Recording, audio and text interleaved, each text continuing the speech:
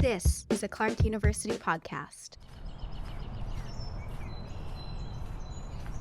When we think about something even as simple as a park, an urban park, it means multiple things to different people.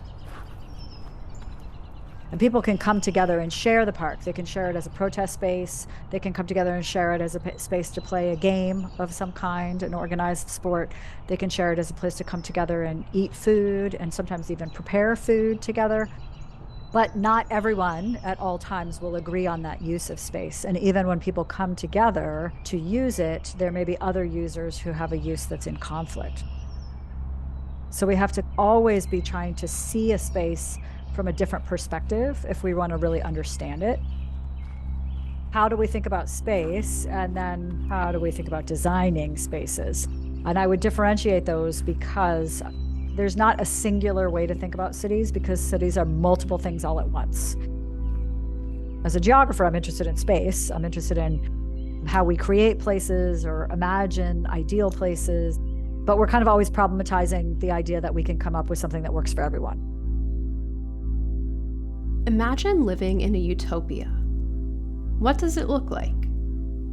Perhaps it has ample green space for recreation, or a sleek design fueled by the latest technology. Urban planners commonly use utopian thinking to create what they believe will be an idyllic locale. What fascinates geography professor Deborah Martin about utopian visions in urban planning is that the concept overlooks the definition of the word. Utopia's etymology comes from the Greek for no and place. So how do planners strive for perfection when constructing urban areas? Deborah says it's a complex process. It's actually really hard to design spaces.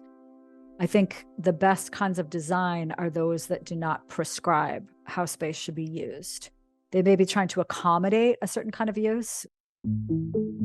Thinking about a train station, there's certain necessities there. You have people getting on and off trains. You got to have a way for people to get there. You have to have a way for them to get on the train, and you have to have a way for the train to move through that space. So there's certain things that are necessary in the design of that space. But people might also want to use the space differently than you plan. People might want to get something to eat before or after they're on the train. They might want to meet people there, even if they're not getting on and off the train, just because it's a central place that people can find. They might want to use it for multimodal transit. So is it connected to buses? Is it connected to cars? Is it connected to bikeways? Is there a safe place to put your bike there? So trying to always think, okay, have I thought of all the ways? And there's also going to be ways that I don't predict.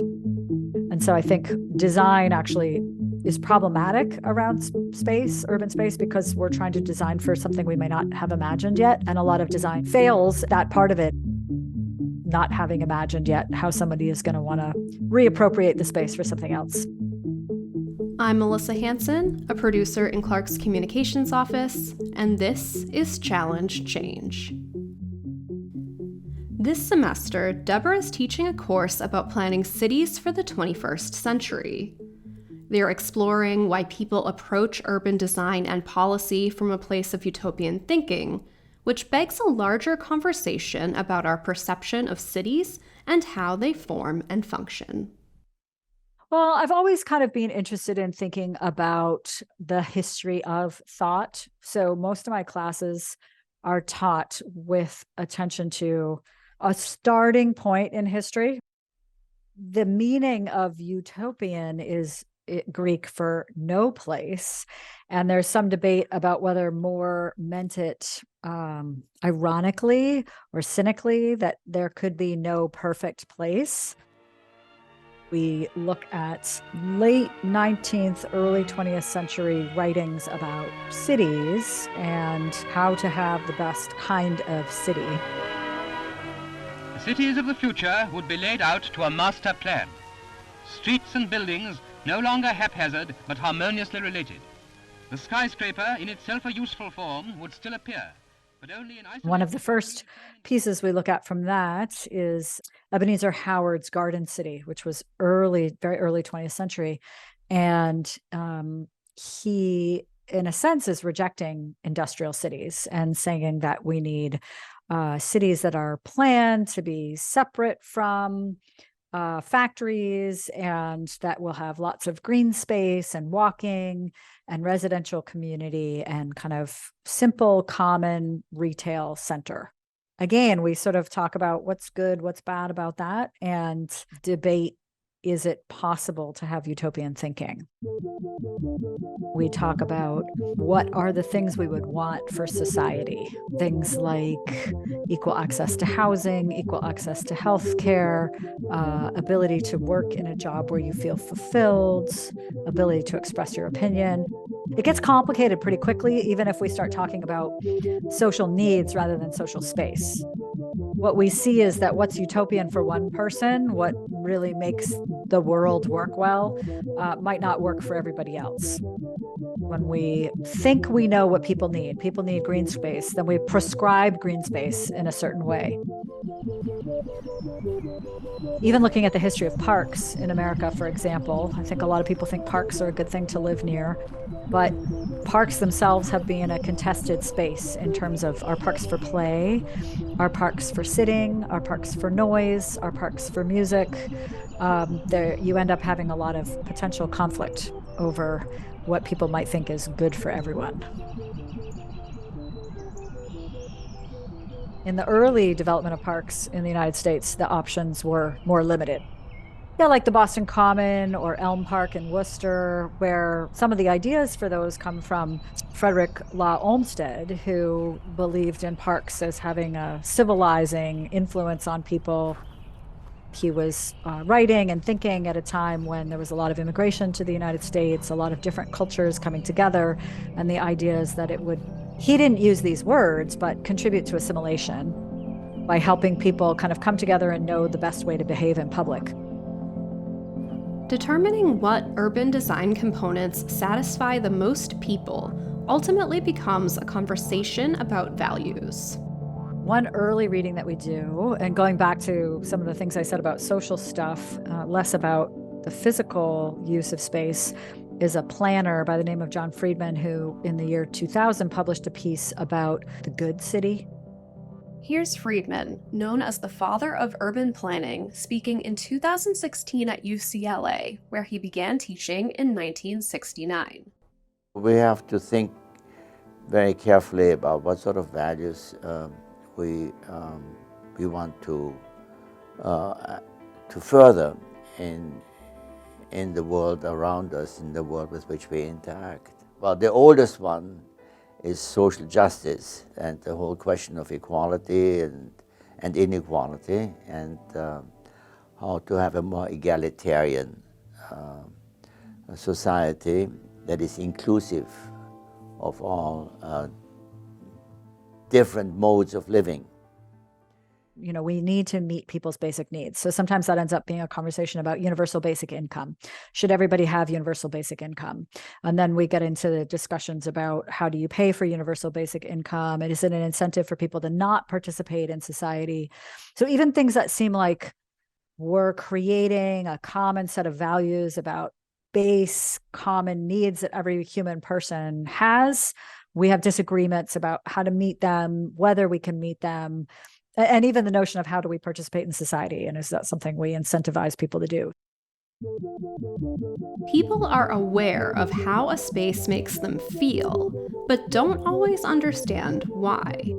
This becomes even more challenging when building for the future, because the future is unpredictable. As technology continues to evolve, so does the way we live and how we use space. We don't know all the ways that people will use space, and we don't know all the ways, for example, that something will happen societally that will change the ways the space can be used or will be used. Being open to surprises, to alternatives, which to me means if you're designing a space, designing multiple ways in and out, designing for change, designing for awareness of the environment, not just human use. What do I like about this space? If I could do something differently here, what would it be? I think people intuitively know this, but they don't always sort of stop and say, oh, I'm going to notice it now. And I think just the idea of noticing, Like, what is the space I'm in like right now? What's being created by somebody to produce a certain result in me? I think it's a great way to sort of be more present in your world and be more, well, certainly to be more geographically aware, but also be sensitive to the subtle ways that people design space for us. And so we have to not just be suspicious of efforts to do that, but to try to anticipate the different ways and the different needs and the different attitudes that people bring to being in the world and using different kinds of design spaces. There isn't one way to interact and go through space and be in the world. I think our goal is to question how we use space, what creates value in space, and to think about other ways that value can be expressed in space. I'm always interested in sort of thinking historically about how something came to be. You know, in society, we have lots of different users of space, and the way we interact socially affects our abilities to use and be comfortable in space. For example, how a 2-year-old or a 4-year-old or a 7-year-old or a 17-year-old or a 26-year-old or a 66-year-old, the same space is going to work for all those different ages really differently. The same for different culture groups, different ethnic, racialized groups, how people are seen and expected in space, and how the space is open to users who have different expectations of that space and of each other is important. To learn more about geography at Clark, visit clarku.edu/geography. Challenge Change is produced by Andrew Hart and Melissa Hansen for Clark University. Find other episodes wherever you listen to podcasts. 1, 2, 3. Clark!